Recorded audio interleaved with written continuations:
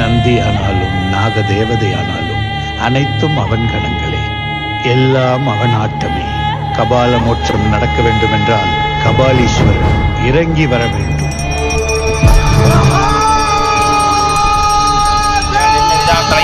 தெய்வ வெந்திர நீர் சிறக்கவே.